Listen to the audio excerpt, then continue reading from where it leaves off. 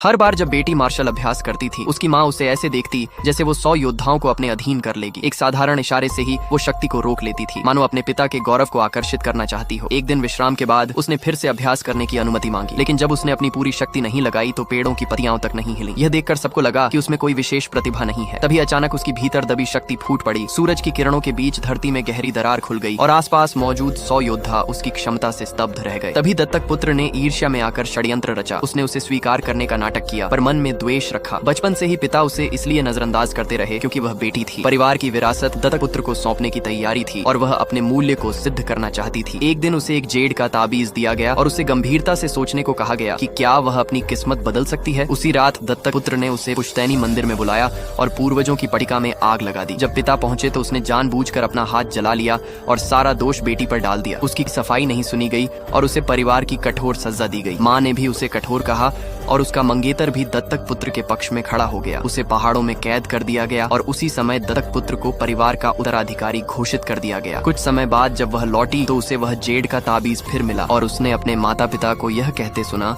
कि दत्तक पुत्र उनके लिए उससे अधिक महत्वपूर्ण है। ये सुनकर उसका हृदय टूट गया और उसने ताबीज तोड़ दिया। ठान लिया कि वह इस ठंडे परिवार को छोड़ देगी। 10 साल से प्रतीक्षा कर रहा उसका गुरु उसे अपने पास बुलाने वाला था। दत्तक पुत्र के जन्मदिन और उसके उत्तराधिकारी घोषित होने के दिन पिता ने उसे पारिवारिक ग्रंथ भेंट किया। माँ और मंगेतर ने भी उपहार दिए, जबकि बेटी अपमान और उपेक्षा में डूबी रही। जब उसने जाने की ठानी तो उसे उलाहना दिया गया कि उसने भाई के लिए उपहार तक तैयार नहीं किए। मंगेतर ने सगाई तोड़ दी, ये कहते हुए कि दत्तक पुत्र ने उसकी जान बचाई थी, जबकि वास्तव में उसकी जान बचाने के लिए अपना रक्त उसी बेटी ने दिया था। पर अब उसके लिए यह सब महत्वहीन था और वह चली गई। जाते समय उसने एक पत्र छोड़ दिया जिसमें दत्तक पुत्र की साजिश, मंदिर की आग और पहाड़ों में झेले गए कष्टों का सच लिखा था। माँ को सच्चाई का एहसास हुआ और पिता ने पत्र पढ़कर अपनी गलती समझी, पर तब तक देर हो चुकी थी। बेटी अपने गुरु के साथ जा चुकी थी और 3 वर्षों तक कठोर साधना कर उसने अपनी शक्ति को चरम पर पहुंचा दिया। एक परीक्षा में उसने मात्र एक इशारे से बांसों के पूरे वन को चीर दिया और उसके गुरु ने उसे अपनी स्थापित संप्रदाय की उत्तराधिकारी घोषित कर दिया। उसी वर्ष शिष्यों की भर्ती प्रतियोगिता